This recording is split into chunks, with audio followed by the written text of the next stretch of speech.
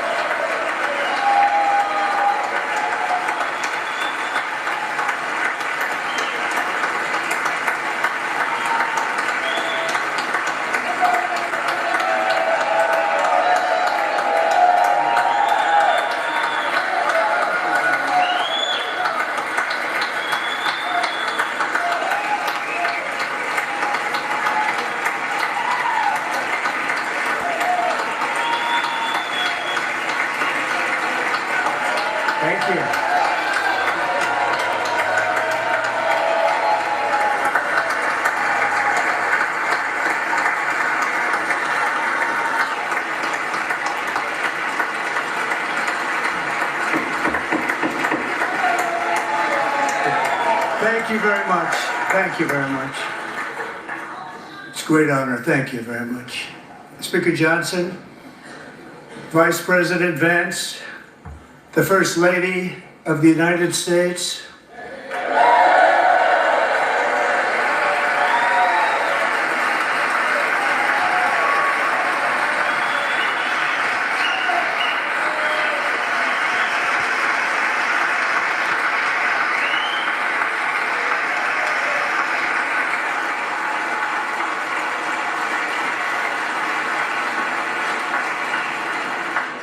members of the United States Congress, thank you very much. And to my fellow citizens, America is back.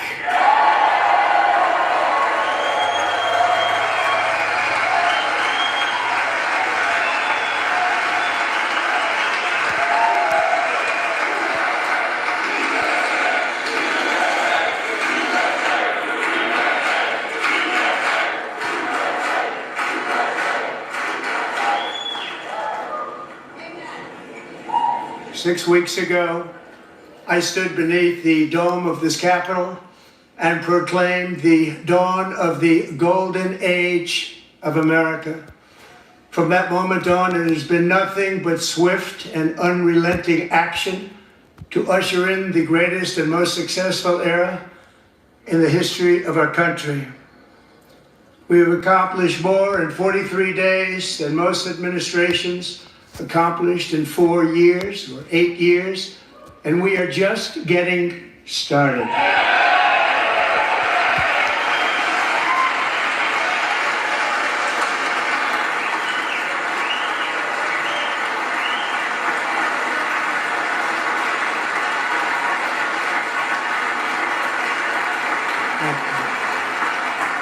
I return to this chamber tonight to report that America's momentum is back, our spirit is back, our pride is back, our confidence is back, and the American dream is surging bigger and better than ever before.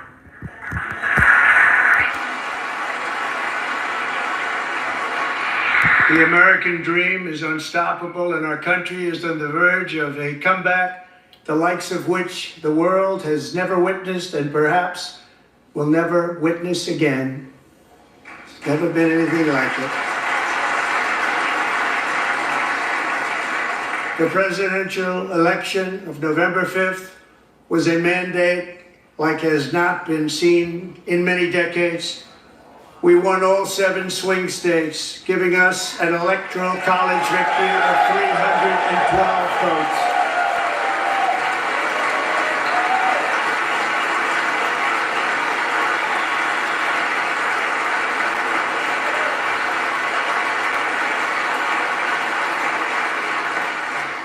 We won the popular vote by big numbers and won counties in our country.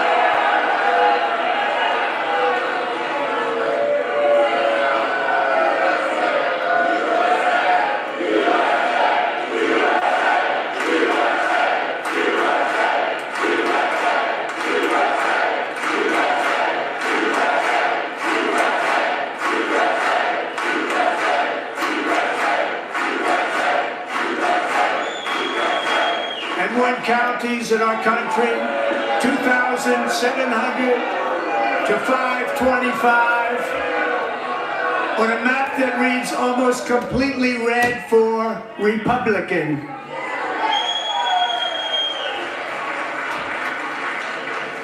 Now, for the first time in modern history, more Americans believe that our country is headed in the right direction than the wrong direction. In fact, it's an astonishing record, 27-point swing, the most ever.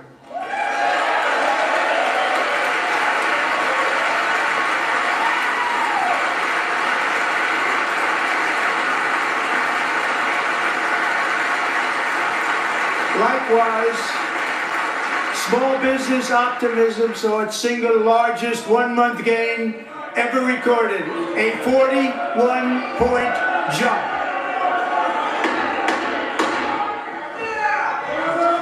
Members are directed to uphold and maintain decorum in the House and to cease any further disruptions. That's your warning.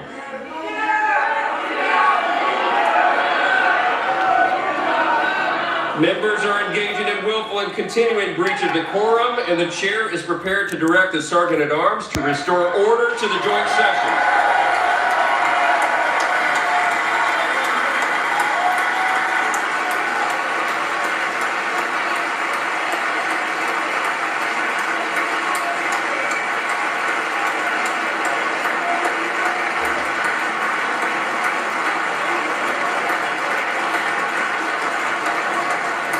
Mr. Greene, take your seat.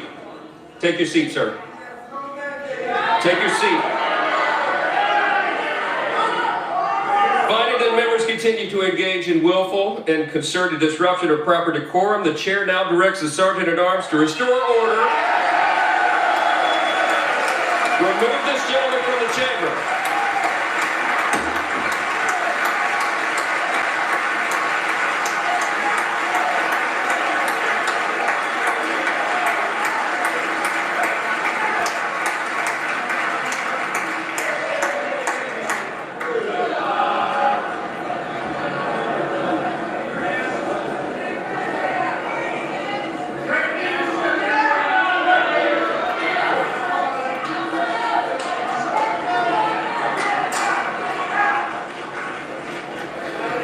Members are directed to uphold and maintain decorum in the House.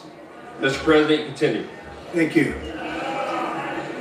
Over the past 6 weeks, I have signed nearly 100 executive orders and taken more than 400 executive actions, a record, to restore common sense, safety, optimism, and wealth all across our wonderful land. The people elected me to do the job, and I'm doing it.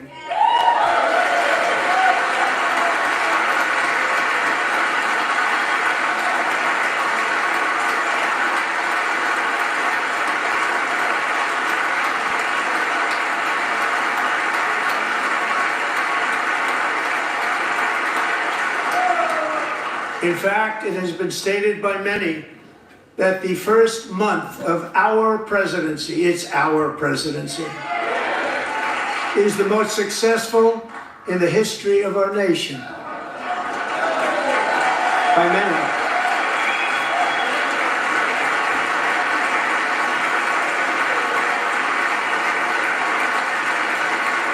And what makes it even more impressive is that, do you know who number 2 is? George Washington. How about that? How about that? I don't know about that list, but we'll take it. Within hours of taking the oath of office, I declared a national emergency on our southern border, and I deployed the U.S. military and Border Patrol to repel the invasion of our country. And what a job they've done. As a result, illegal border crossings last month were by far the lowest ever recorded, ever.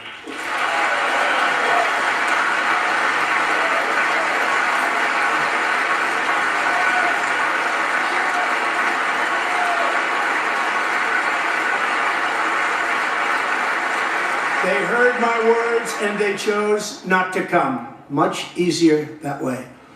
In comparison, under Joe Biden, the worst president in American history, there were hundreds of thousands of illegal crossings a month, and virtually all of them, including murderers, drug dealers, gang members, and people from mental institutions and insane asylums, were released into our country. Who would want to do that? This is my 5th such speech to Congress. And once again, I look at the Democrats in front of me, and I realize there is absolutely nothing I can say to make them happy or to make them stand or smile or applaud. Nothing I can do. I could find a cure to the most devastating disease, a disease that would wipe out entire nations, or announce the answers to the greatest economy in history, or the stoppage of crime to the lowest levels ever recorded. And these people sitting right here will not clap, will not stand, and certainly will not cheer for these astronomical achievements. They won't do it, no matter what. Five times I've been up here. It's very sad, and it just shouldn't be this way.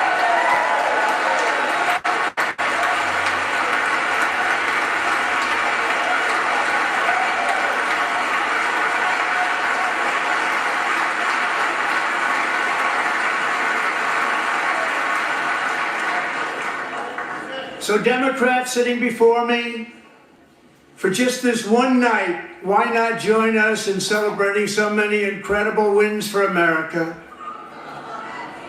For the good of our nation, let's work together and let's truly make America great again.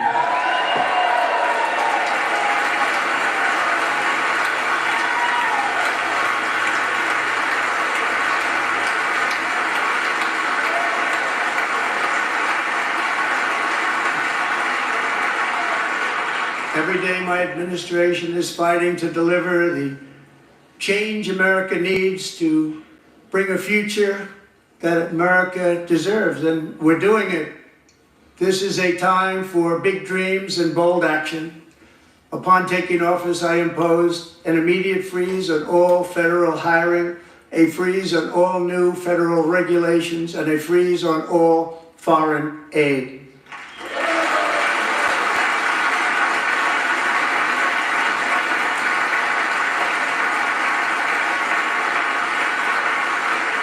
I terminated the ridiculous Green New Scam. I withdrew from the unfair Paris Climate Accord, which was costing us trillions of dollars that other countries were not paying. I withdrew from the corrupt World Health Organization.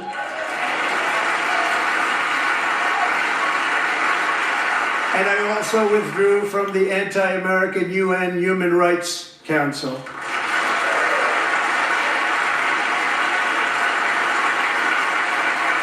We ended all of Biden's environmental restrictions that were making our country far less safe and totally unaffordable. And importantly, we ended the last administration's insane electric vehicle mandate, saving our auto workers and companies from economic destruction.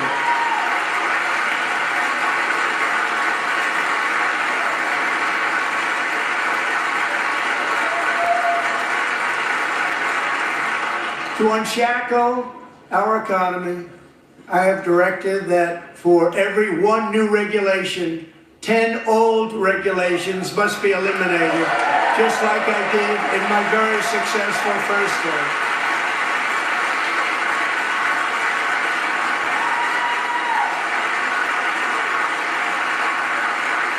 And in that first term, we set records on ending unnecessary rules and regulations like no other president had done before.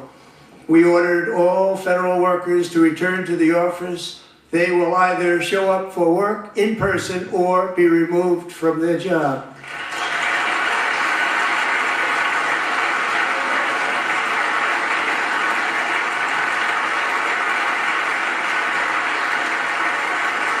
And we've ended weaponized government where, as an example, a sitting president is allowed to viciously prosecute his political opponent, like me. How did that work out?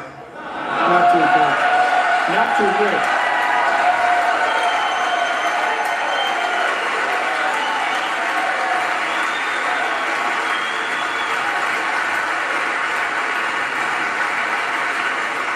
And I've stopped all government censorship and brought back free speech in America. It's back.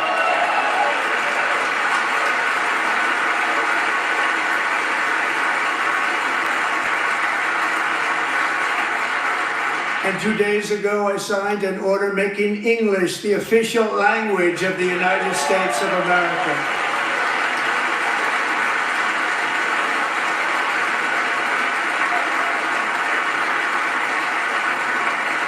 I renamed the Gulf of Mexico the Gulf of America.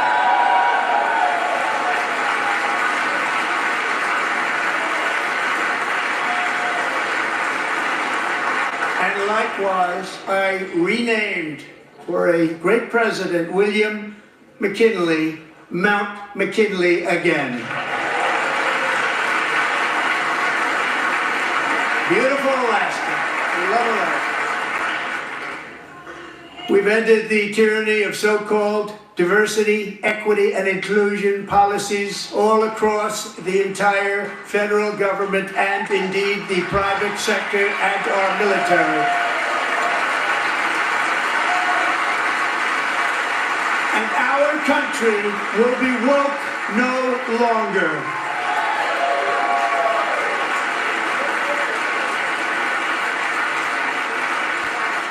We believe that whether you are a doctor, an accountant, a lawyer, or an air traffic controller, you should be hired and promoted based on skill and competence, not race or gender. Very important.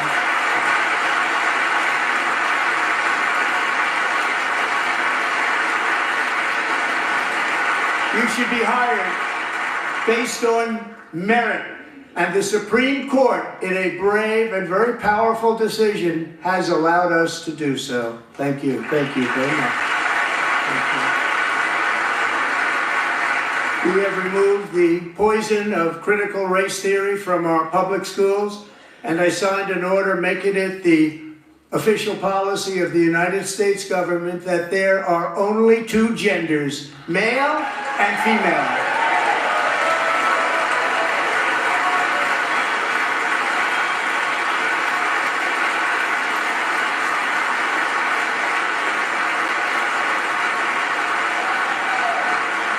I also signed an executive order to ban men from playing in women's sports.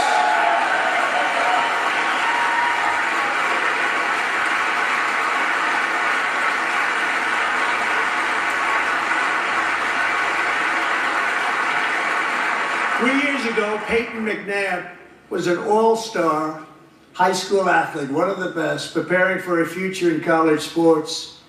But when her girls' volleyball match was invaded by a male, he smashed the ball so hard in Peyton's face, causing traumatic brain injury, partially paralyzing her right side and ending her athletic career. It was a shot like she's never seen before. She's never seen anything like it. Peyton is here tonight in the gallery, and Peyton, from now on, schools will kick the men off the girls' team, or they will lose all federal funding.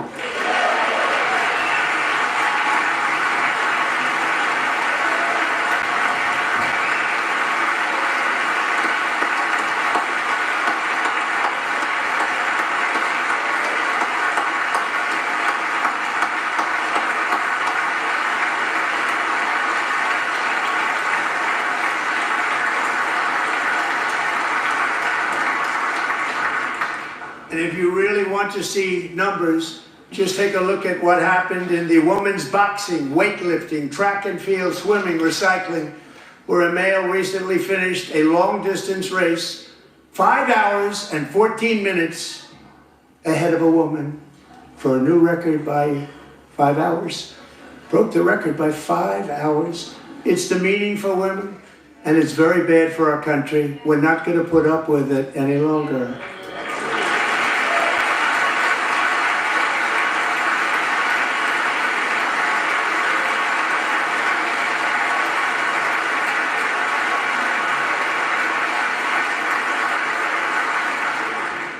What I have just described is only a small fraction of the common sense revolution that is now, because of us, sweeping the entire world.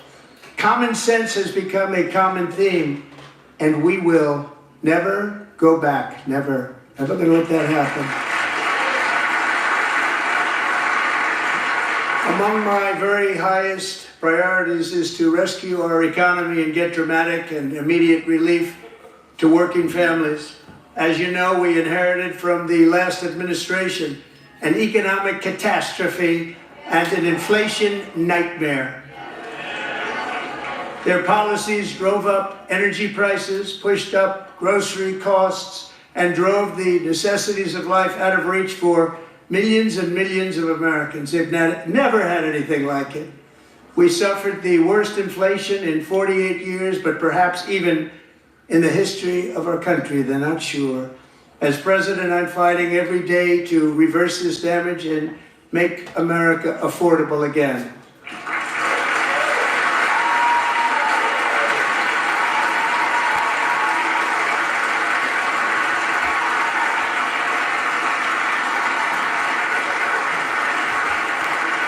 Joe Biden especially let the price of eggs get out of control. The egg price is out of control. And we're working hard to get it back down. Secretary, do a good job on that. You inherited a total mess from the previous administration. Do a good job.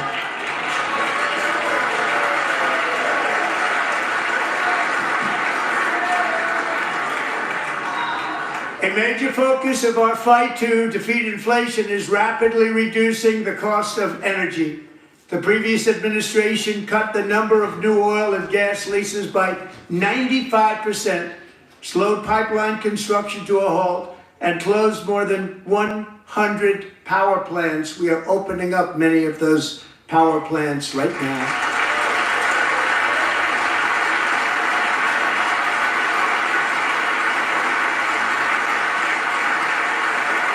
And frankly, we have never seen anything like it. That's why on my first day in office, I declared a national energy emergency. As you've heard me say many times, we have more liquid gold under our feet than any nation on earth, and by far. And now I fully authorize the most talented team ever assembled to go and get it. It's called Drill, Baby, Drill.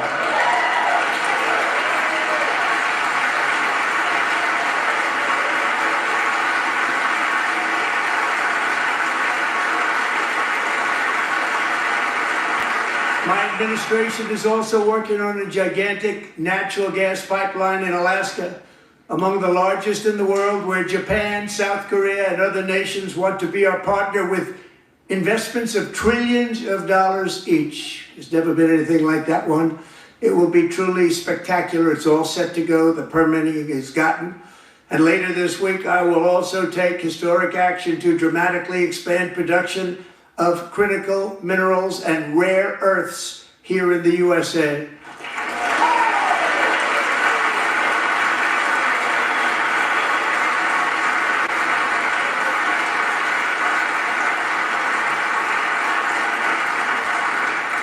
To further combat inflation, we will not only be reducing the cost of energy, but we'll be ending the flagrant waste of taxpayer dollars.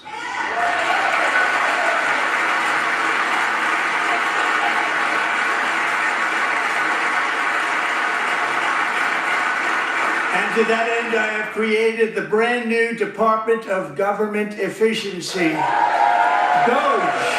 Perhaps you've heard of it. Perhaps.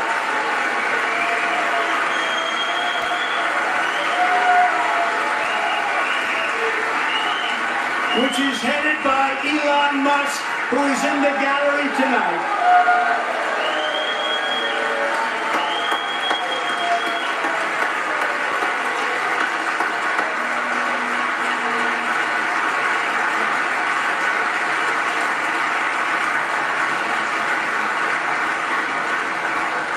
Thank you, Elon. He's working very hard. He didn't need this. He didn't need this. Thank you very much. We appreciate it. Everybody here, even this side, appreciates it, I believe. They just don't want to admit that. Just listen to some of the appalling waste we have already identified. $22 billion from HHS to provide free housing and cars for illegal aliens. $45 million for diversity, equity, and inclusion scholarships in Burma. $40 million to improve the social and economic inclusion of sedentary migrants. Nobody knows what that is. $8 million to promote LGBTQI+ in the African nation of Lesotho, which nobody has ever heard of. $60 million for indigenous peoples and Afro-Colombian empowerment in Central America, $60 million. $8 million for making mice transgender. This is real. $32 million for a left-wing propaganda operation in Moldova. $10 million for male circumcision in Mozambique. $20 million for the Arab Sesame Street in the Middle East. It's a program. $20 million for a program. $1.9 billion to recently created Decarbonization of Homes Committee, headed up, and we know she's involved. Just at the last moment, the money was passed over by a woman named Stacey Abrams. Have you ever heard of her? A $3.5 million consulting contract for lavish fish monitoring. $1.5 million for voter confidence in Liberia. $14 million for social cohesion in Mali. $59 million for illegal alien hotel rooms in New York City. He's a real estate developer. He's done very well. $250,000 to increase vegan local climate action innovation in Zambia. $42 million for social and behavior change in Uganda. $14 million for improving public procurement in Serbia. $47 million for improving learning outcomes in Asia. Asia's doing very well with learning. You know what we're doing. We should use it ourselves. And $101 million for DEI contracts at the Department of Education. The most ever paid, nothing even like it. Under the Trump administration, all of these scams, and they're far worse, but I didn't think it was appropriate to talk about them. They're so bad. Many more have been found out and exposed and swiftly terminated by a group of very intelligent, mostly young people, headed up by Elon, and we appreciate it. We found hundreds of billions of dollars of fraud.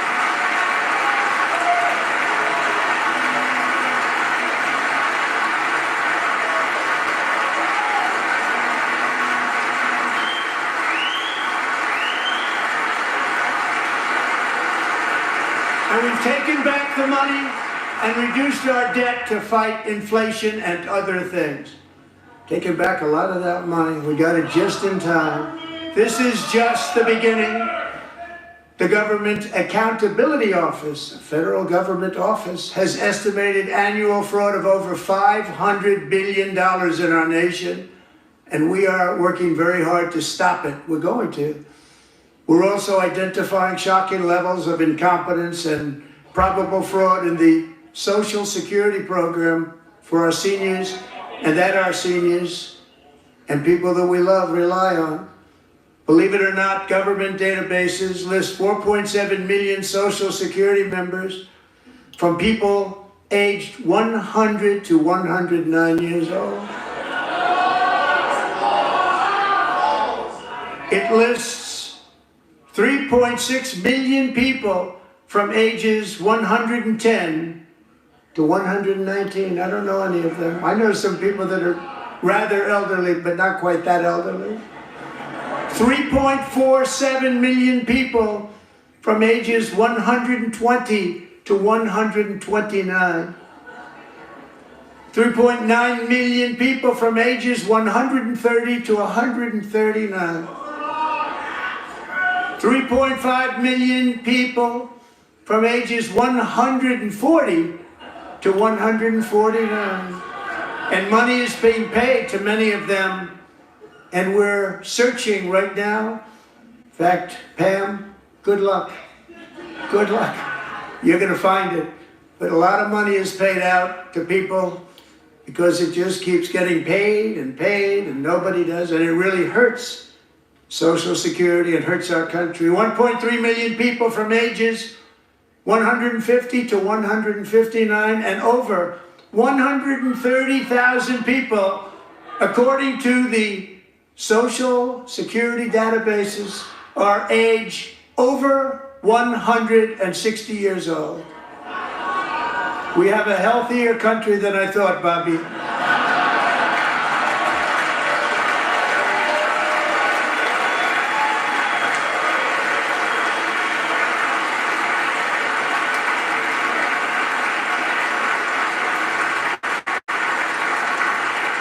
Including, to finish, 1,039 people between the ages of 220 and 229, one person between the age of 240 and 249, and one person is listed at 360 years of age. More than 100 years, more than 100 years older than our country. But we're going to find out where that money's going, and it's not going to be pretty. By slashing all of the fraud, waste, and theft we can find, we will defeat inflation, bring down mortgage rates, lower car payments and grocery prices, protect our seniors, and put more money in the pockets of American families.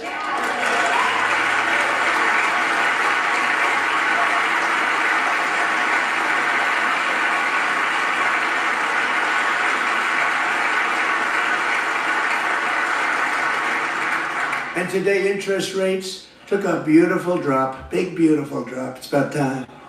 And in the near future, I want to do what has not been done in 24 years, balance the federal budget. We're going to balance it.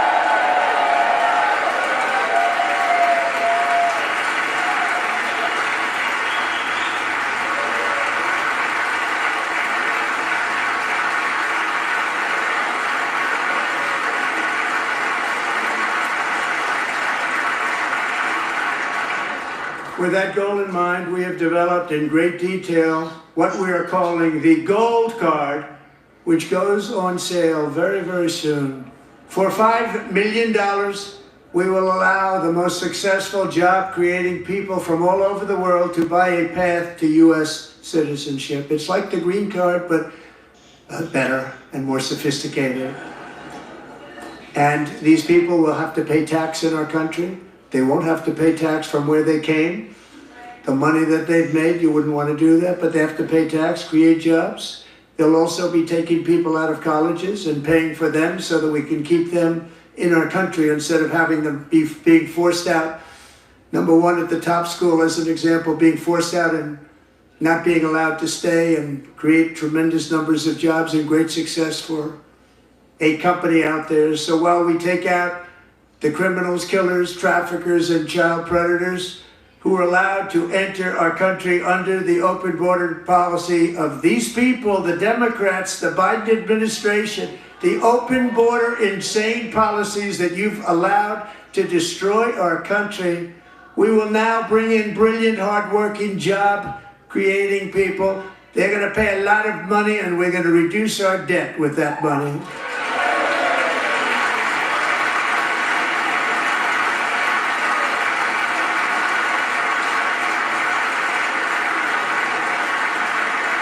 Americans have given us a mandate for bold and profound change. For nearly 100 years, the federal bureaucracy has grown until it has crushed our freedoms, ballooned our deficits, and held back America's potential in every possible way. The nation founded by pioneers and risk takers now drowns under millions and millions of pages of regulations and debt. Approvals that should take 10 days to get instead take 10 years, 15 years, and even 20 years before you're rejected. Meanwhile, we have hundreds of thousands of federal workers who have not been showing up to work. My administration will reclaim power from this unaccountable bureaucracy, and we will restore true democracy to America again.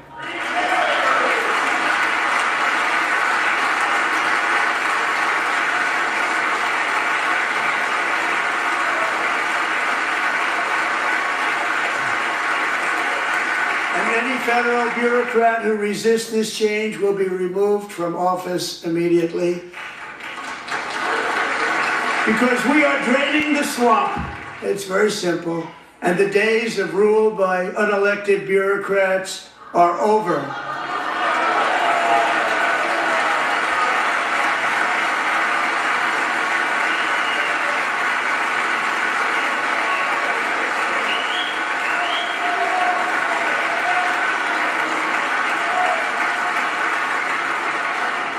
And the next phase of our plan to deliver the greatest economy in history is for this Congress to pass tax cuts for everybody. They're in there, they're waiting for you to vote.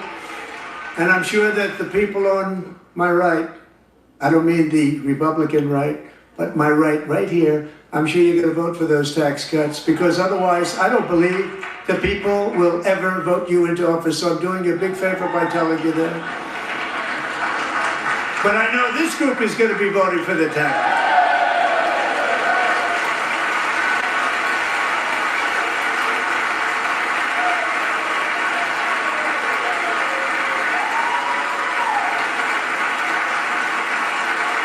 Thank you. It's a very, very big part of our plan. We had tremendous success in our first term with it. A very big part of our plan. We're seeking permanent income tax cuts all across the board. And to get urgently needed relief to Americans hit especially hard by inflation, I'm calling for no tax on tips, no tax on overtime, and no tax on Social Security benefits for our great seniors.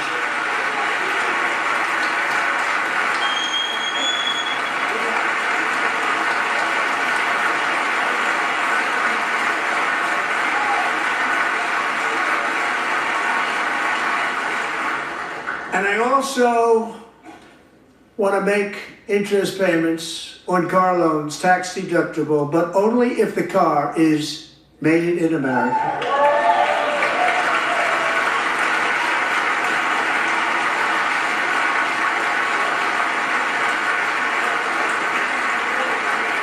And by the way, we're going to have growth in the auto industry like nobody's ever seen. Plants are opening up all over the place. Deals are being made. Never seen. That's a combination of the election win and tariffs.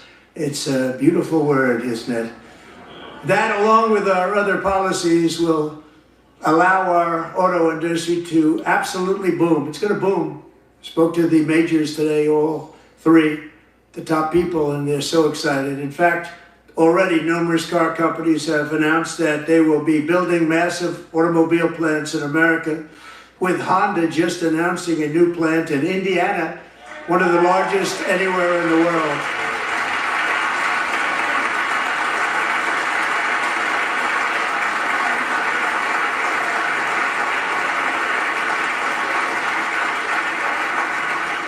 And this has taken place since our great victory on November 5th, a date which will hopefully go down as one of the most important in the history of our country.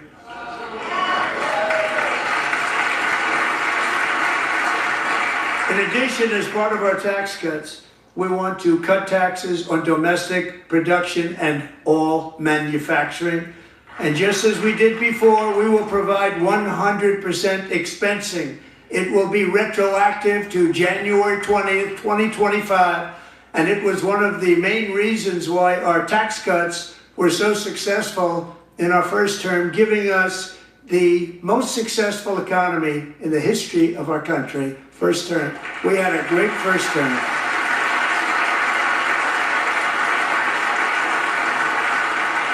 If you don't make your product in America, however, under the Trump administration, you will pay a tariff, and in some cases, a rather large one. Other countries have used tariffs against us for decades, and now it's our turn to start using them against those other countries.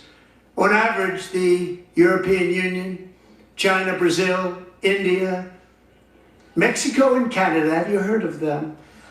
And countless other nations charge us tremendously higher tariffs than we charge them. It's very unfair. India charges us auto tariffs higher than 100%. China's average tariff on our products is twice what we charge them. And South Korea's average tariff is 4 times higher. Think of that, 4 times higher. And we give so much help militarily and in so many other ways to South Korea, but that's what happens. This is happening by friend and foe. This system is not fair to the United States and never was, and so on April 2nd, I wanted to make it April 1st, but I didn't want to be accused of April Fool's Day. That's not, just one day was cost us a lot of money. But we're going to do it in April. I'm a very superstitious person. April 2nd, reciprocal tariffs kick in. And whatever they tariff us, other countries, we will tariff them. That's reciprocal, back and forth. Whatever they tax us, we will tax them. If they do non-monetary tariffs to keep us out of their market, then we will do non-monetary barriers to keep them out of our market. There's a lot of that too. They don't even allow us in their market. We will take in trillions and trillions of dollars and create jobs like we have never seen before. I did it with China and I did it with others, and the Biden administration couldn't do anything about it because there was so much money they couldn't do anything about it. We have been ripped off for decades by nearly every country on earth, and we will not let that happen any longer.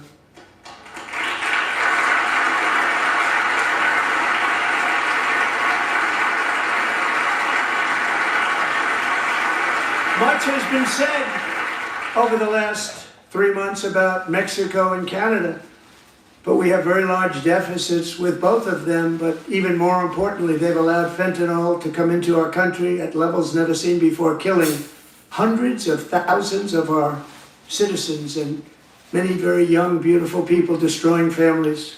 Nobody's ever seen anything like it. They are in effect receiving subsidies of hundreds of billions of dollars. We pay subsidies to Canada and to Mexico of hundreds of billions of dollars, and the United States will not be doing that any longer. We're not going to do it any longer.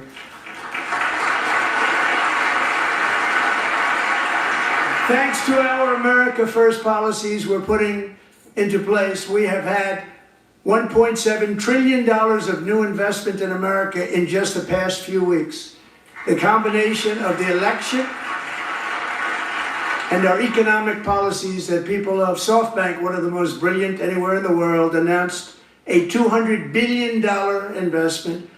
OpenAI and Oracle, Larry Ellison, announced $500 billion investment, which they wouldn't have done if Kamala had won.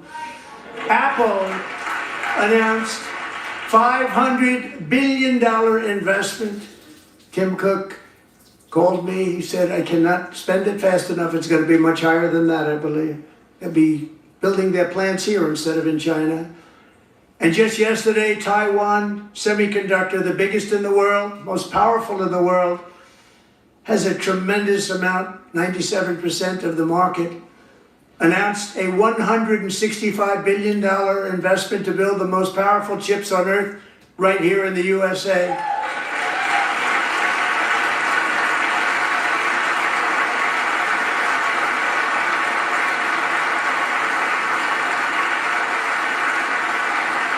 And we're not giving them any money. Your CHIPS Act is a horrible, horrible thing. We give hundreds of billions of dollars, and it doesn't mean a thing. They take our money and they don't spend it. All that meant to them, we're giving them no money. All that was important to them was they didn't want to pay the tariffs, so they came and they're building, and many other companies are coming. We don't have to give them money. We just want to protect our businesses and our people, and they will come because they won't have to pay tariffs if they build in America. So it's very amazing. You should get rid of the CHIP Act, and whatever's left over, Mr. Speaker, you should use it to reduce debt or any other reason you want to.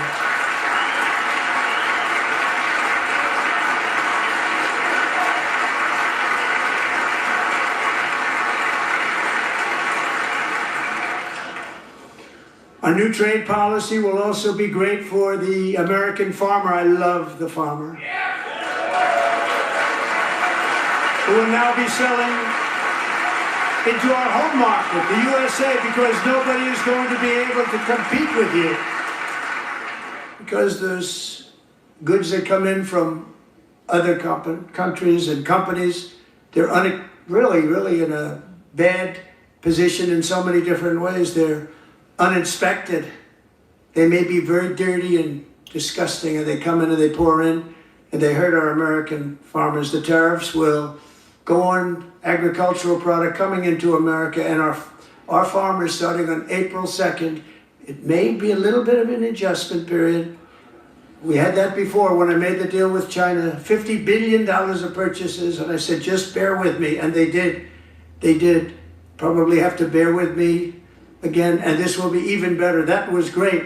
The problem with it was that Biden didn't enforce it. He didn't enforce it. $50 billion of purchases, and we were doing great, but Biden did not enforce it, and it hurt our farmers, but our farmers are gonna have a field day right now, so to our farmers, have a lot of fun. I love you too. I love you too. It's all gonna happen.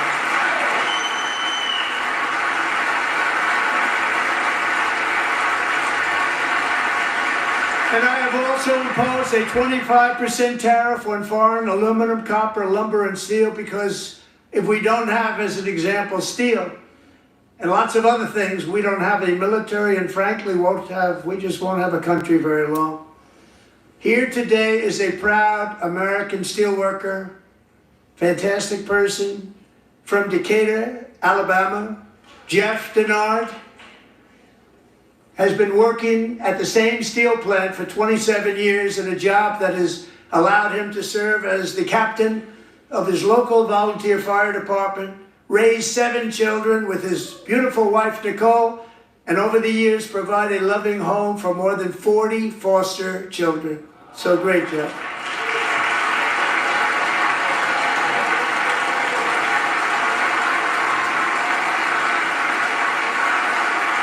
Thank you, Jeff. Thank you, Jeff.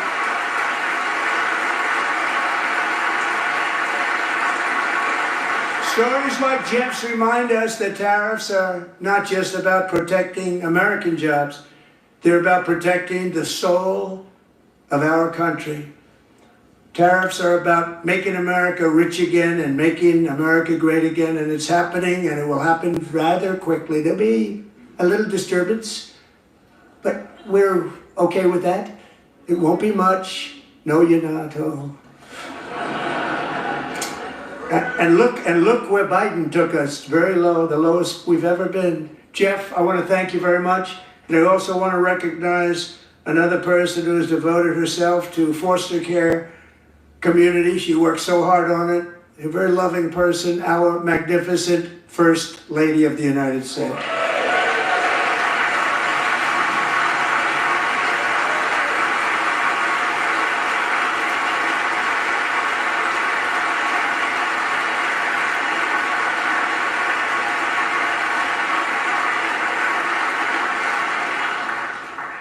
Melania's work has yielded incredible results, helping prepare our nation's future leaders as they enter the workforce.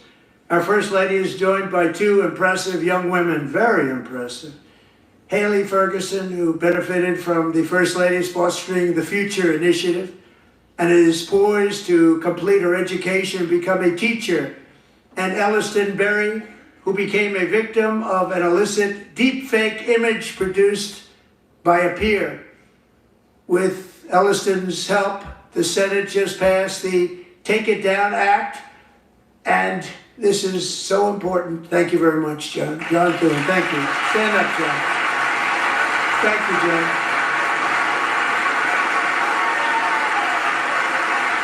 Thank you all very much.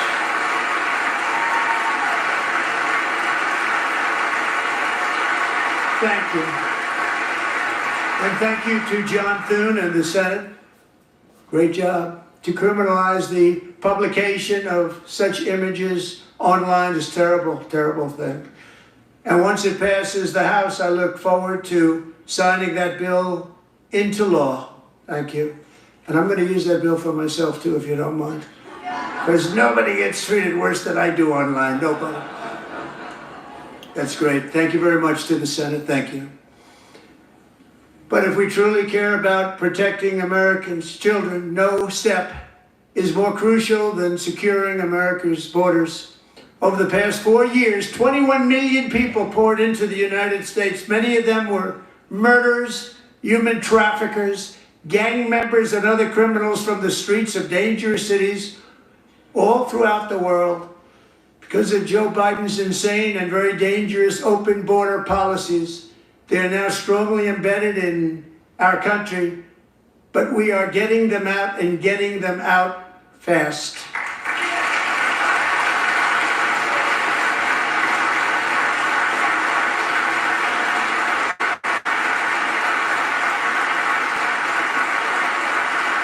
And I want to thank Tom Homan and Christy. I want to thank you and Paul of Border Patrol. I want to thank you. What a job they've all done. Everybody, Border Patrol, ICE, law enforcement in general is incredible. We have to take care of our law enforcement.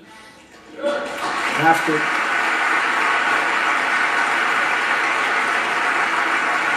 Last year,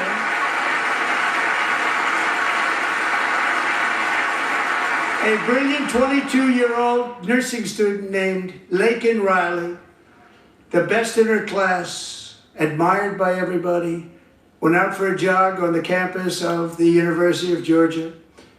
That morning, Laken was viciously attacked, assaulted, beaten, brutalized, and horrifically murdered. Laken was stolen from us by a savage illegal alien gang member who was arrested while trespassing across Biden's open southern border and then set loose into the United States under the heartless policies of that failed administration. It was indeed a failed administration. He had then been arrested and released in a Democrat-run sanctuary city, a disaster, before ending the life of this beautiful young angel. With us this evening are Laken's beloved mother, Allison, and her sister, Lauren.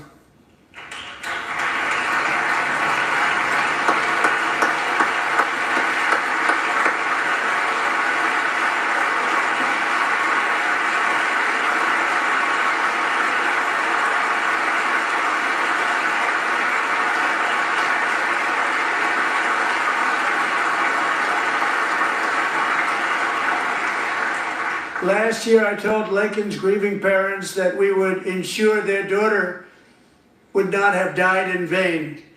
That's why the very first bill I signed into law as your 47th president mandates the detention of all dangerous criminal aliens who threaten public safety. It's a very strong, powerful act.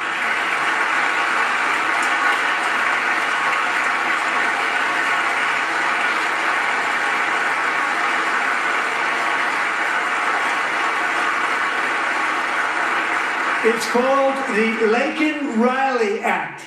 So Allison and Lauren, America will never ever forget our beautiful Laken Hope Riley.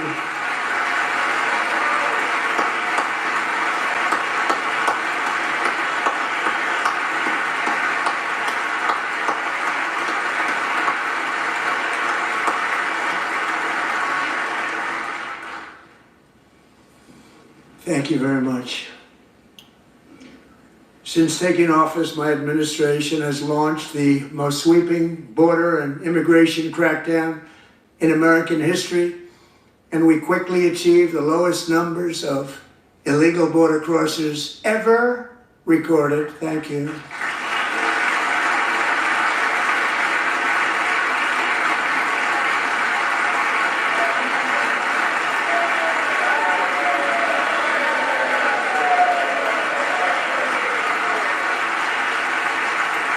The media and our friends in the Democrat Party kept saying we needed new legislation, we must have legislation to secure the border. But it turned out that all we really needed was a new president.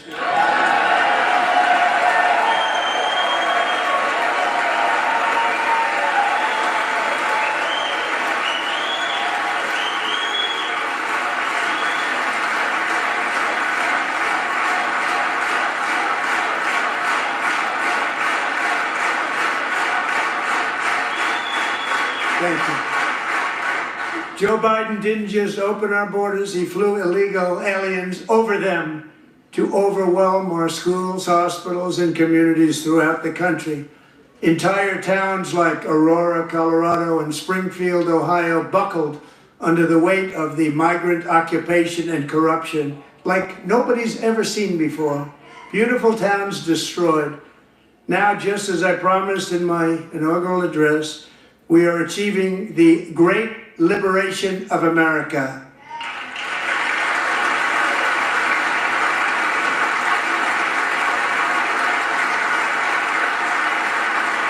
But there still is much work to be done. Here tonight is a woman I have gotten to know, Alexis Nungary from Houston. Wonderful woman. Last June, Alexis's 12-year-old daughter, her precious Jocelyn, walked to a nearby convenience store.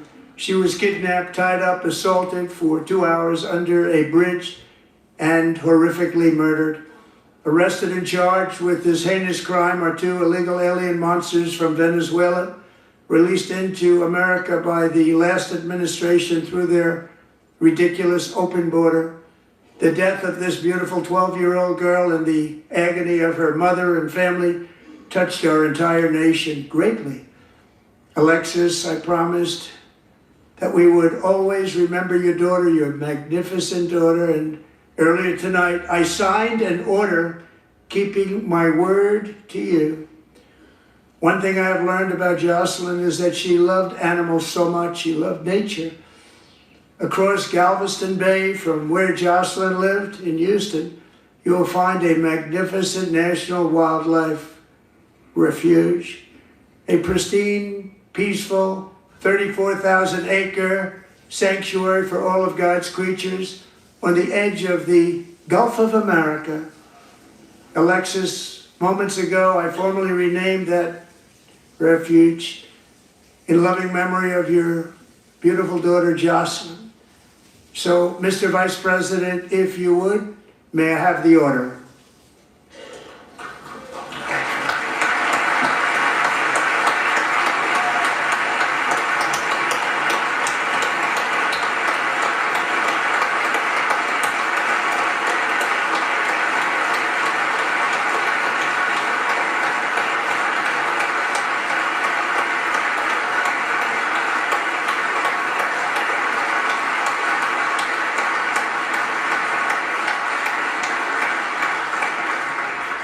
Thank you very much.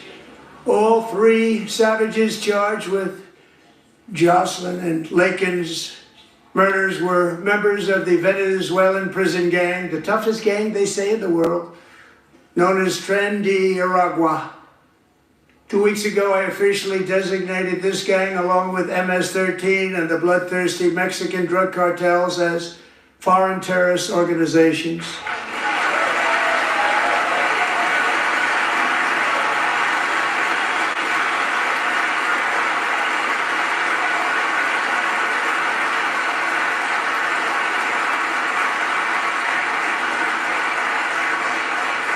They are now officially in the same category as ISIS, and that's not good for them. Countless thousands of these terrorists were welcomed into the U.S. by the Biden administration. But now every last one will be rounded up and forcibly removed from our country, or, if they're too dangerous, put in jails, standing trial in this country, because we don't want them to come back ever. With us this evening is a warrior on the front lines of that battle, Border Patrol Agent Roberto Ortiz. Great guy.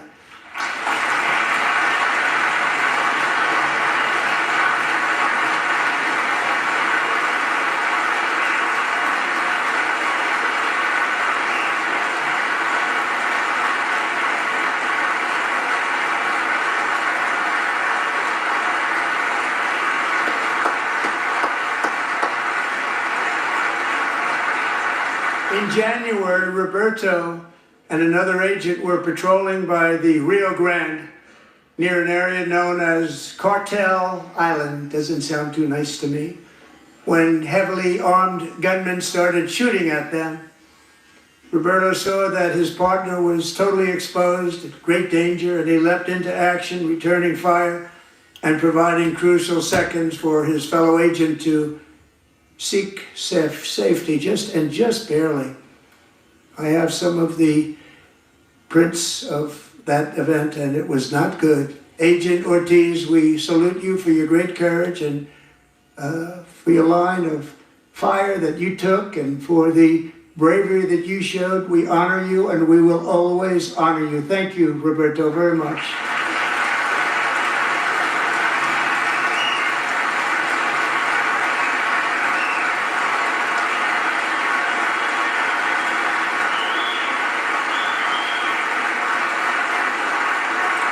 Thank you, Roberta. And I actually got to know him on my many calls to the border. He's a great, great gentleman. The territory to the immediate south of our border is now dominated entirely by criminal cartels that murder, rape, torture, and exercise total control. They have total control over a whole nation, posing a grave threat to our national security. The cartels are waging war on America, and it's time for America to wage war on the cartels, which we are doing.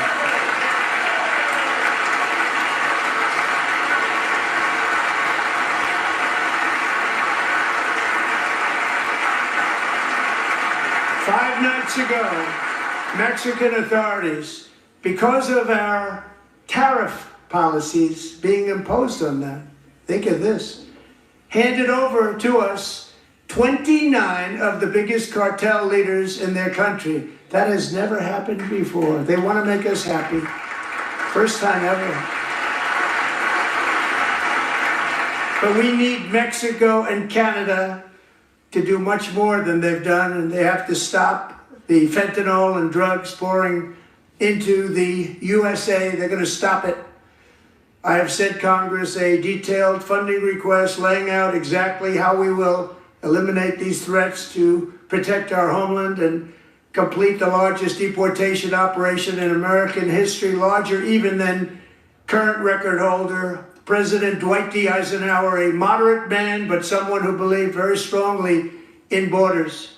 Americans expect Congress to send me this funding without delay so I can sign it into law. So, Mr. Speaker, John Thune, both of you, I hope you're going to be able to do that, Mr. Speaker. Thank you. Mr. Leader, thank you. Thank you very much. And let's get it to me. I'll sign it so fast, you won't even believe it.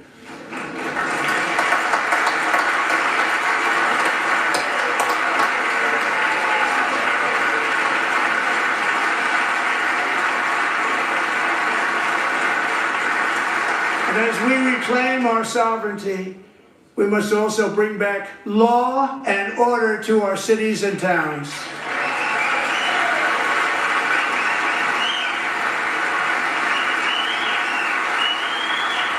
In recent years, our justice system has been turned upside down by radical left lunatics. Many jurisdictions virtually ceased enforcing the law against dangerous repeat offenders while weaponizing law enforcement against political opponents like me. My administration has acted swiftly and decisively to restore fair, equal, and impartial justice under the constitutional rule of law, starting at the FBI and the DOJ. Pam, good luck. Cash, wherever you may be, good luck. Good luck. Pam Bond. Good luck. So important. Going to do a great job. Cash, thank you. Thank you, Cash.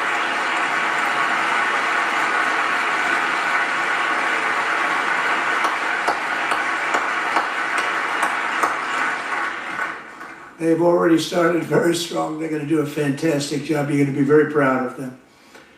We're also once again giving our police officers the support, protection, and respect they so dearly deserve. They have to get it. They have such a hard, dangerous job, but we're going to make it less dangerous.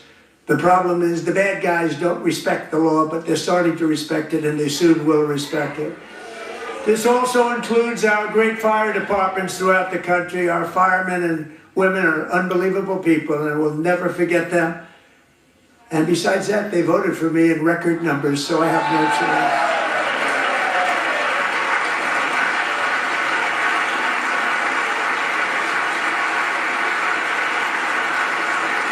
1 year ago this month, 31-year-old New York police officer Jonathan Diller, unbelievably wonderful person and a great officer, was gunned down at a traffic stop on Long Island. I went to his funeral.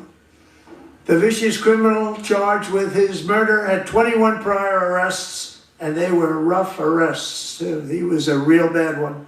The thug in the seat next to him had 14 prior arrests, and went by the name of Killer. He was Killer. He killed other people, they say, a lot of them. I attended Officer Diller's service, and when I met his wife and one-year-old son, Ryan, it was very inspirational, actually. His widow's name is Stephanie, and she is here tonight. Stephanie, thank you very much, Stephanie. Thank you very much.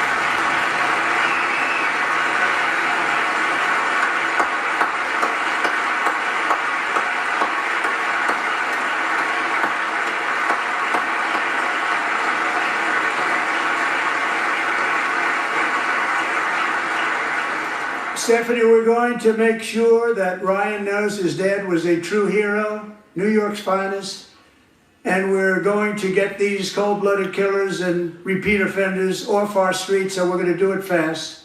Got to stop it. They get out with 28 arrests. They push people into subway trains. They hit people over the head, back of the head with baseball bats. We got to get them out of here.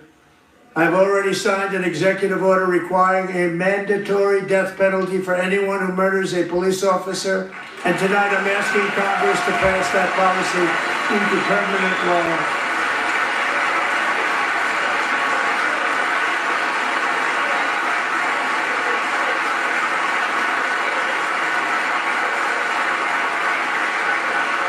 I'm also asking for a new crime bill getting tough on repeat offenders while enhancing protections for America's police officers so they can do their jobs without fear of their lives being totally destroyed. They don't want to be killed. We're not going to let them be killed. Joining us in the gallery tonight is a young man who truly loves our police. His name is DJ Daniel. He is 13 years old, and he has always dreamed of becoming a police officer.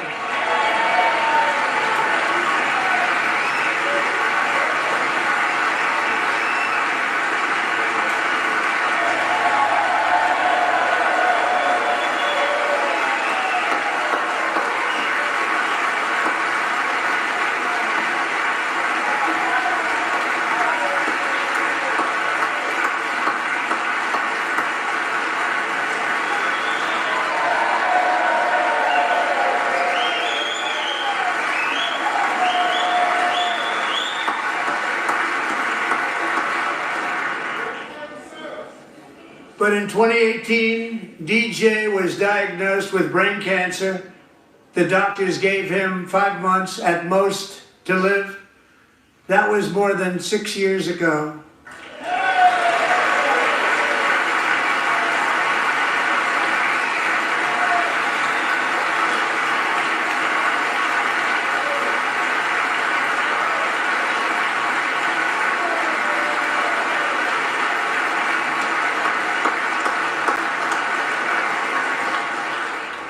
Since that time, DJ and his dad have been on a quest to make his dream come true, and DJ has been sworn in as an honorary law enforcement officer, actually a number of times. The police love him, the police departments love him.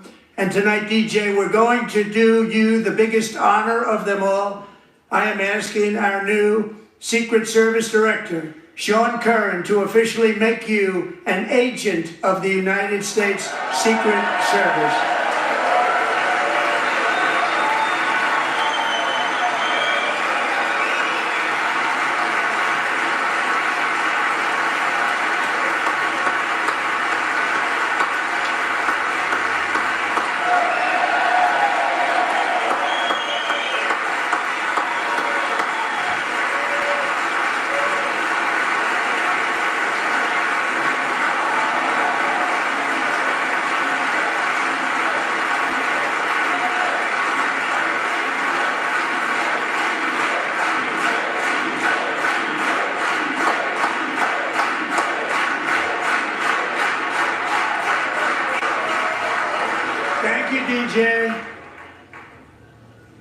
DJ's doctors believe his cancer likely came from a chemical he was exposed to when he was younger.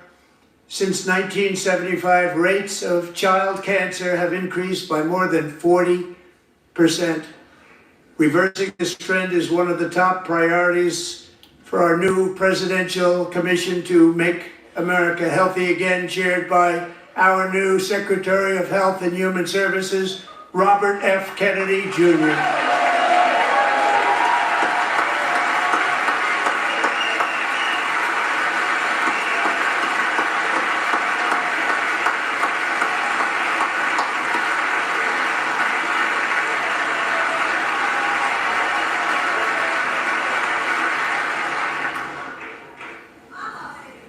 With the name Kennedy, you would have thought everybody over here would have been cheering. How quickly they forget.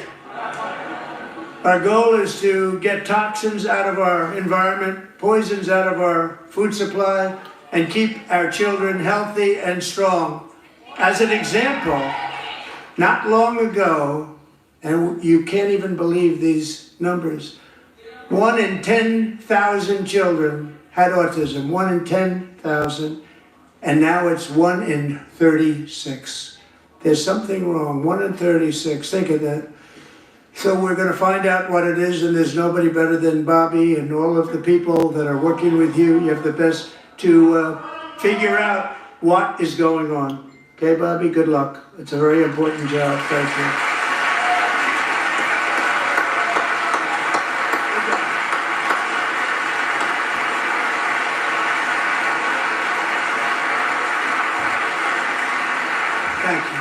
My administration is also working to protect our children from toxic ideologies in our schools. A few years ago, January, Little John and her husband discovered that their daughter's school had secretly socially transitioned their 13-year-old little girl. Teachers and administrators conspired to deceive January and her husband while encouraging her daughter to use a new name and pronouns. They, them pronoun, actually, all without telling January, who is here tonight and is now a courageous advocate against this form of child abuse. January, thank you. Thank you. Thank you very much.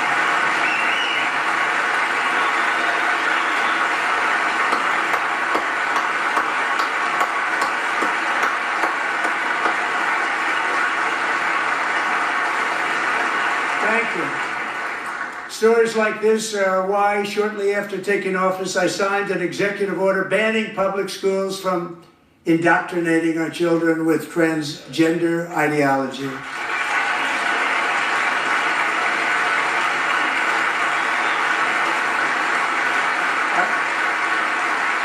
I also signed an order to cut off all taxpayer funding to any institution that engages in the sexual mutilation of our youth.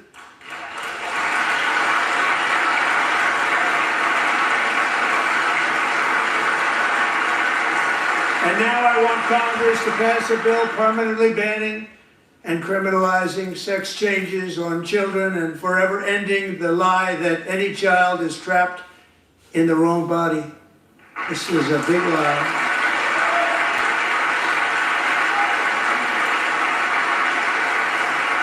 And our message to every child in America is that you are perfect exactly the way God made you.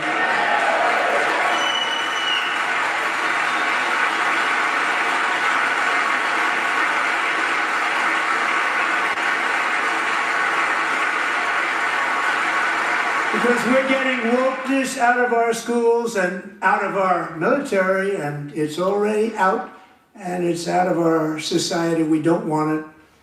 Wokeness is trouble. Wokeness is bad. It's gone. It's gone. And we feel so much better for it, don't we? Don't we feel better?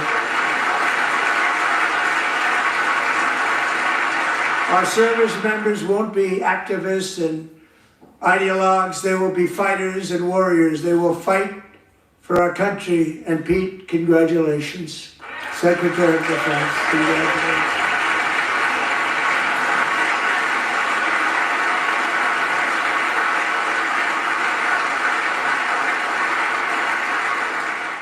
And he's not big into the woke movement, I can tell you. I know him well. I am pleased to report that in January, the U.S. Army had its single best recruiting month in 15 years, and that all armed services are having among The best recruiting results ever in the history of our services. What a difference.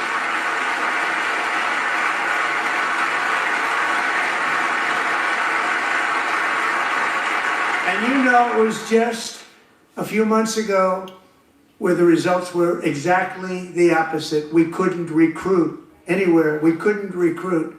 Now we're having the best results just about that we've ever had. What a tremendous turnaround. It's really a beautiful thing to see. People love our country again. It's very simple. They love our country and they love being in our military again. So it's a great thing, and thank you very much. Great job. Thank you.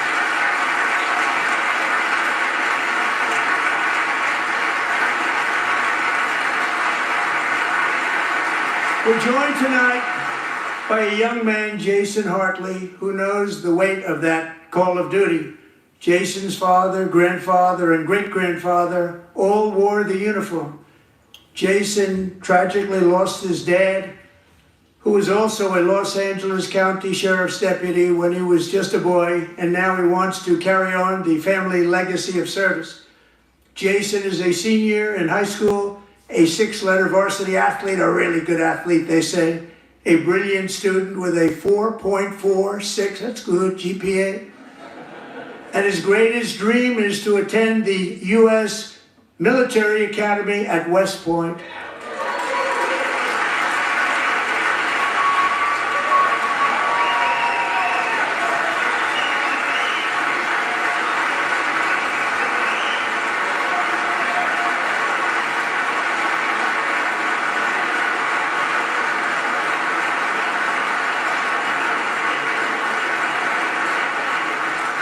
And Jason, that's a very big deal getting in. That's a hard one to get into. But I'm pleased to inform you that your application has been accepted. You will soon be joining the Corps of Cadets.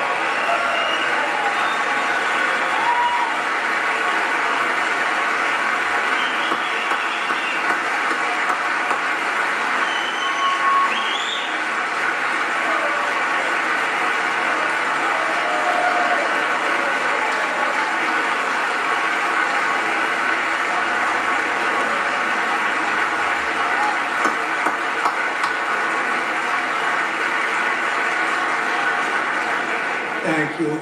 Jason, you're going to be on the long gray line, Jason. As Commander-in-Chief, my focus is on building the most powerful military of the future. As a first step, I'm asking Congress to fund a state-of-the-art Golden Dome missile defense shield to protect our homeland, all made in the USA.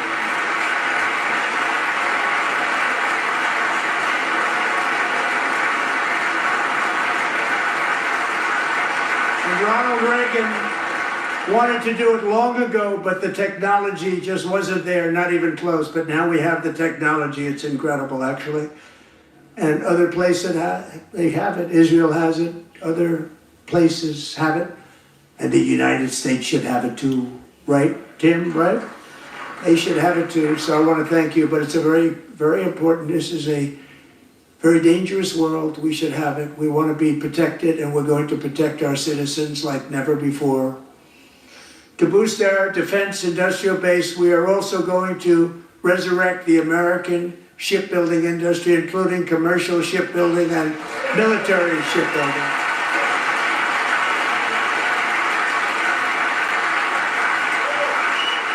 And for that purpose, I'm announcing tonight that we will create a new Office of Shipbuilding in the White House and offer special tax incentives to bring this industry home to America where it belongs. We used to make so many ships.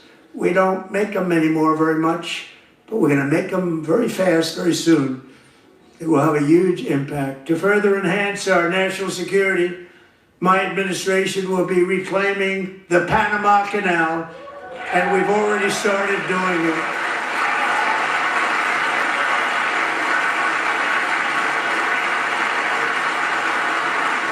Just today, a large American company announced they are buying both ports around the Panama Canal and lots of other things having to do with the Panama Canal and a couple of other canals. The Panama Canal was built by Americans for Americans, not for others, but others could use it.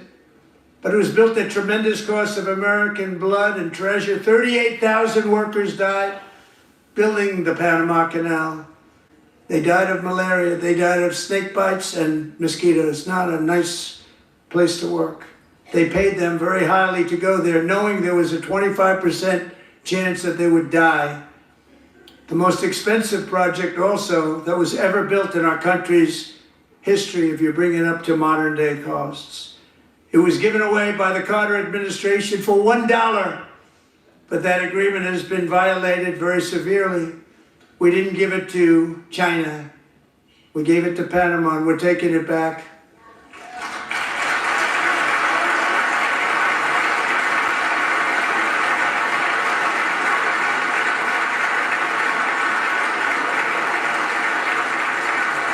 And we have Marco Rubio in charge. Good luck, Marco.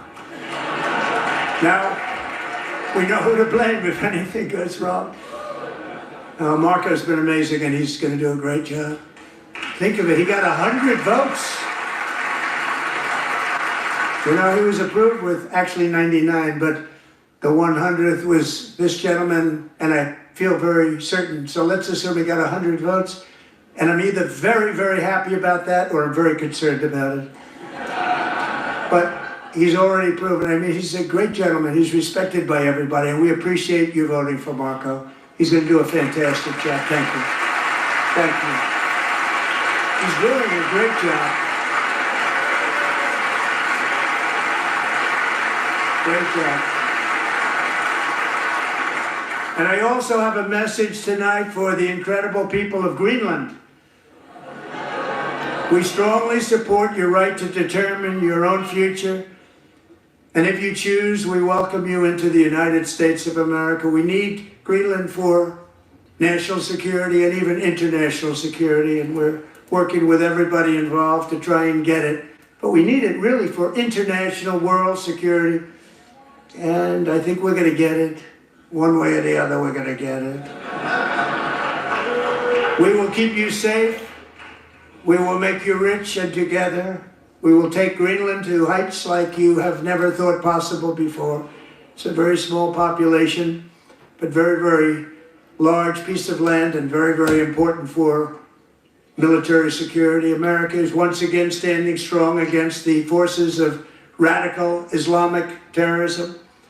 3.5 years ago, ISIS terrorists killed 13 American service members and countless others in the Abbey Gate bombing during the disastrous and incompetent withdrawal from Afghanistan. Not that they were withdrawing, it was the way they withdrew. Perhaps the most embarrassing moment in the history of our country. Tonight I am pleased to announce that we have just apprehended the top terrorist responsible for that atrocity, and he is right now on his way here to face the swift sword of American justice.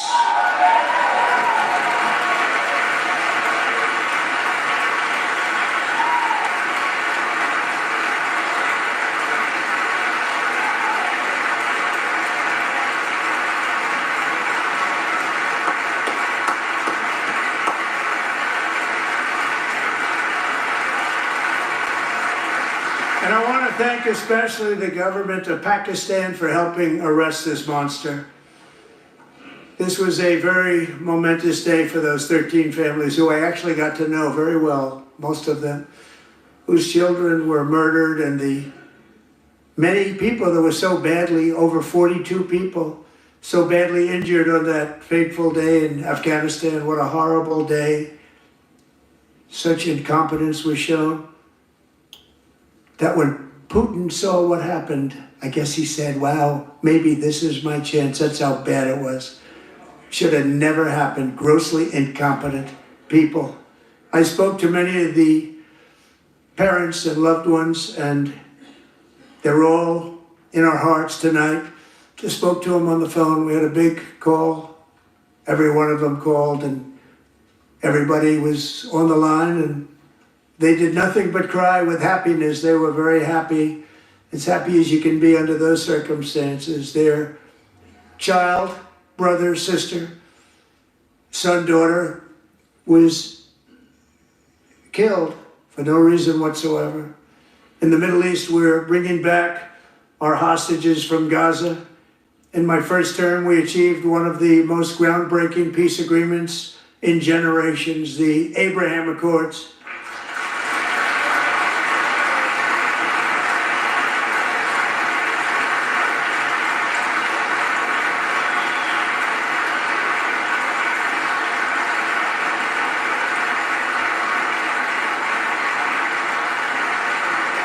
And now we're going to build on that foundation to create a more peaceful and prosperous future for the entire region. A lot of things are happening in the Middle East. People have been talking about that so much lately with everything going on with Ukraine and Russia. But a lot of things are happening in the Middle East. It's a rough neighborhood, actually.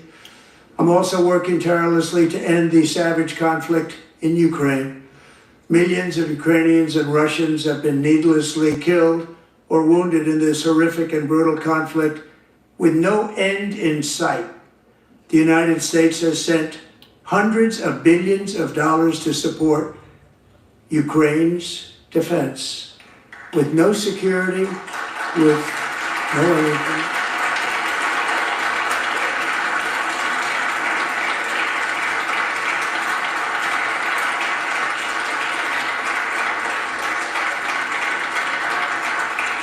Do you want to keep it going for another 5 years? Yeah, you would say Pocahontas says yes.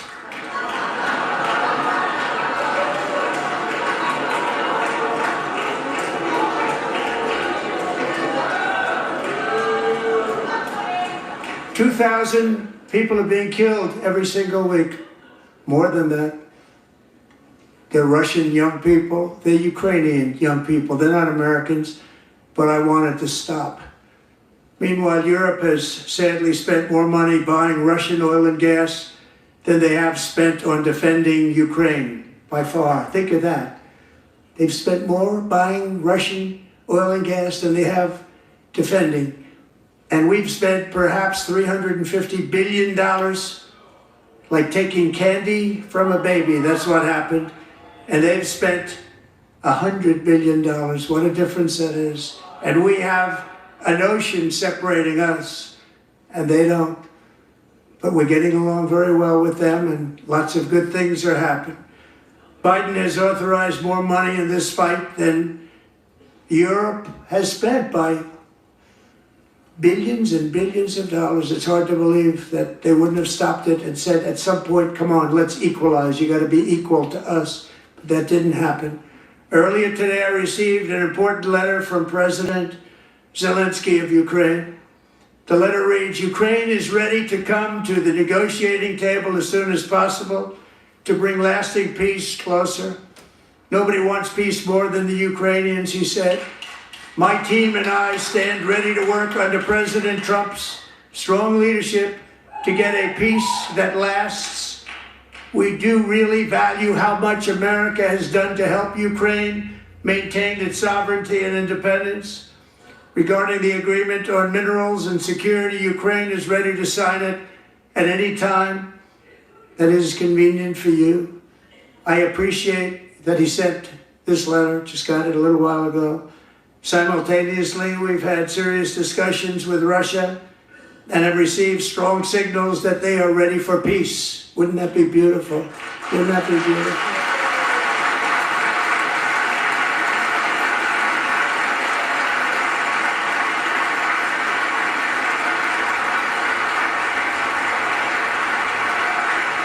Wouldn't that be beautiful?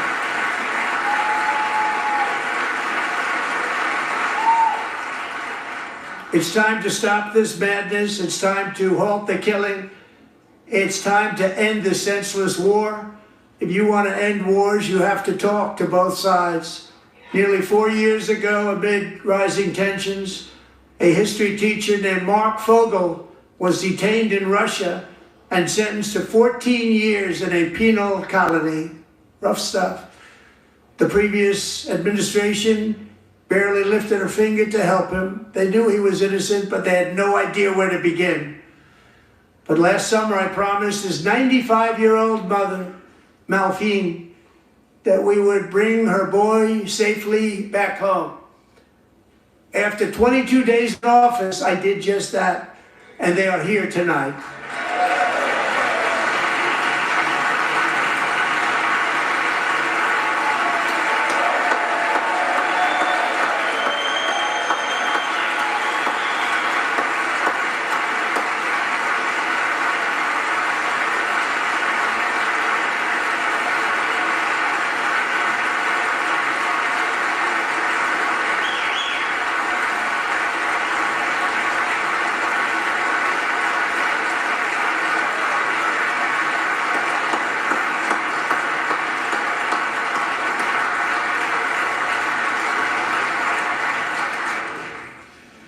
To Mark and his great mom, we are delighted to have you safe and sound and with us. As fate would have it, Mark Fogel was born in a small rural town in Butler, Pennsylvania. Have you heard of it? Where his mother has lived for the past 78 years. I just happened to go there last July 13th for a rally. That was not pleasant. And that is where I met his beautiful mom right before I walked onto that stage. And I told her I would not forget what she said about her son. And I never did I? Never forgot. Less than 10 minutes later, at that same rally, gunfire rang out and a sick and deranged assassin unloaded 8 bullets from his sniper's perch into a crowd of many thousands of people. My life was saved by a fraction of an inch, but some were not so lucky. Corey Comparator was a firefighter, a veteran, a Christian, a husband, a devoted father, and above all, a protector. When the sound of gunshots pierced the air, it was a horrible sound. Corey knew instantly what it was and what to do. He threw himself on top of his wife and daughters and shielded them from the bullets with his own body. Corey was hit really hard. You know the story from there. He sacrificed his life to save theirs. 2 others, very fine people, were also seriously hit. But thankfully, with the help of 2 great country doctors, we thought they were gone and they were saved. So those doctors had great talent. We're joined by Corey's wife, Helen, who was his high school sweetheart, and their 2 beloved daughters, Allison and Kaylee. Thank you.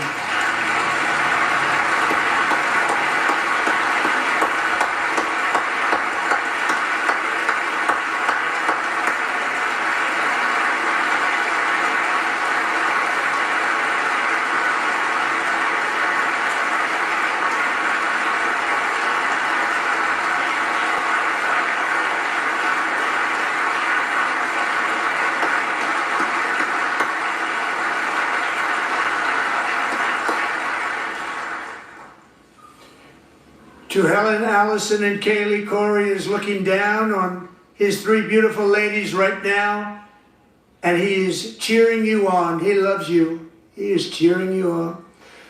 Corey was taken from us much too soon, but his destiny was to leave us all with a shining example of the selfless devotion of a true American patriot.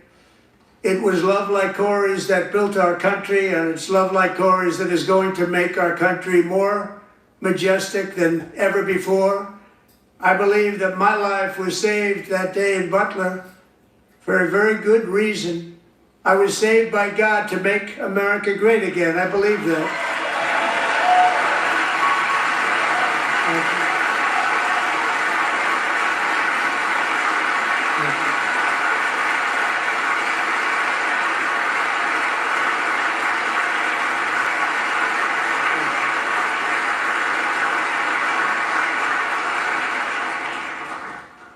Thank you very much. From the patriots of Lexington and Concord to the heroes of Gettysburg and Normandy, from the warriors who crossed the Delaware to the trailblazers who climbed the Rockies, and from the legends who soared at Kitty Hawk to the astronauts who touched the moon, Americans have always been the people who defied all odds, transcended all dangers, made the most extraordinary sacrifices, and did whatever it took to defend our children, our country, and our freedom. And as we have seen in this chamber tonight, that same strength, faith, love, and spirit is still alive and thriving in the hearts of the American people. Despite the best efforts of those who would try to censor us, silence us, break us, destroy us, Americans are today a proud, free, sovereign, and independent nation that will always be free, and we will fight for it till death. We will never let anything happen to our beloved country, because we are a country of doers, dreamers, fighters, and survivors. Our ancestors crossed a vast ocean, strode into the unknown wilderness, and carved their fortunes from the rock and soil of a perilous and very dangerous frontier. They chased our destiny across a boundless continent. They built the railroads, laid the highways, and graced the world with American marvels like the Empire State Building, the mighty Hoover Dam, and the towering Golden Gate Bridge. They lit the world with electricity, broke free of the force of gravity, fired up the engines of American industry, vanquished the communists, fascists, and Marxists all over the world, and gave us countless modern wonders sculptured out of iron, glass, and steel.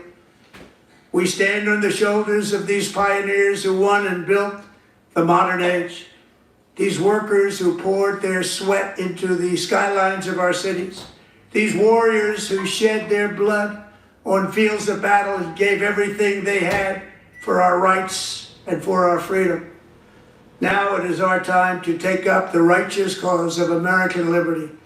And it is our turn to take America's destiny into our own hands and begin the most thrilling days in the history of our country.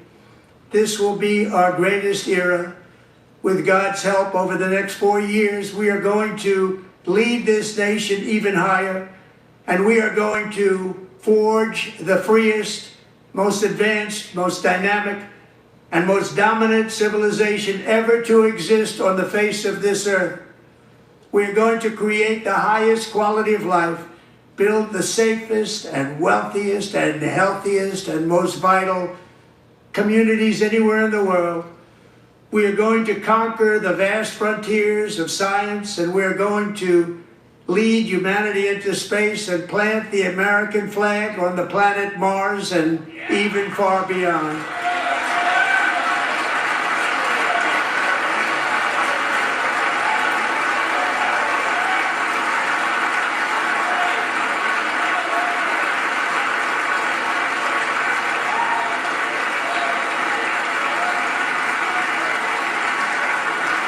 Through it all, we are going to rediscover the unstoppable power of the American spirit. And we are going to renew unlimited promise of the American dream. Every single day we will stand up and we will fight, fight, fight for the country our citizens believe in and for the country our people deserve.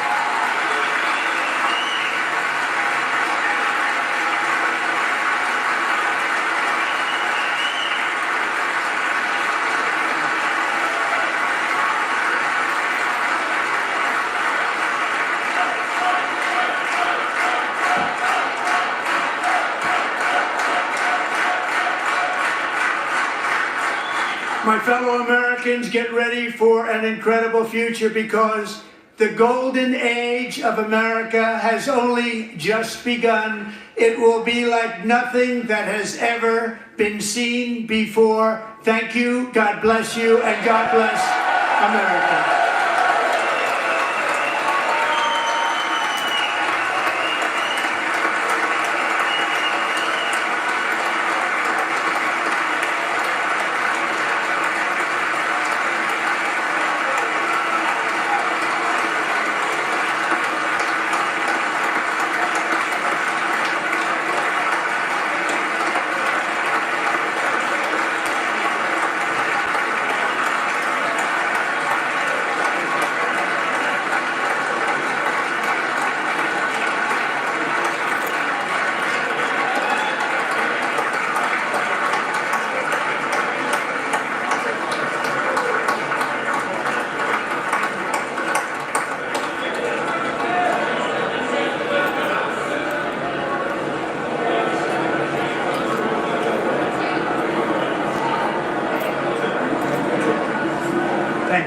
great job.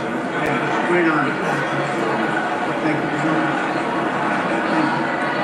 Thank you, Vice Governor. Great honor. Thank you. Thank you, Mr. President. Thank you very much. Thank you very much. Appreciate it.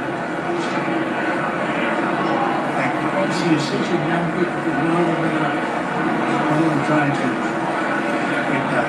Thank you. That's perfect. Thank you very much. Appreciate it. Thank you again. Thank you again. Don't forget. So good. Yeah, so good, sir. The best. Terrific, Mr. Grill. It's really about touch. Thank you. Thank you. Good job, Mr. President. Thanks. Great time to be great.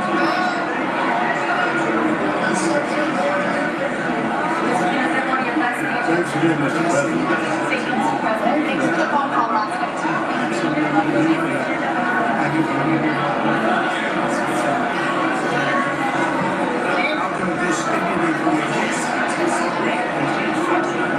I'm not going to give you, sorry. Thank you, everybody. Great speech. Great speech. Let's picture. Yes.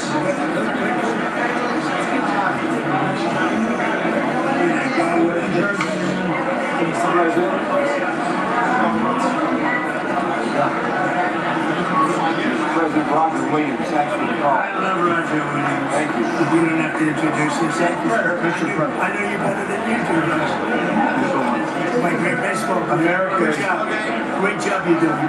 America is back. Thank you so much. Welcome you back to Pennsylvania anytime, sir. They stood for Thank you all. They stood for another country, It's hard to believe, isn't it? That was fantastic, sir. Thank you. President, good job, Mr. President. Great speech. Great speech. Yes, President. Back to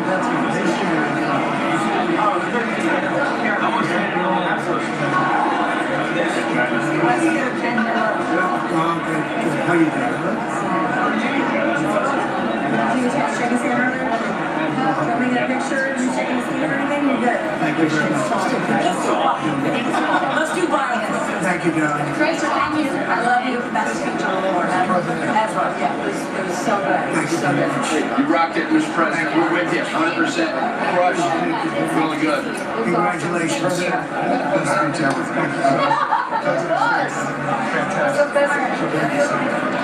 Mr. President, that was a great speech.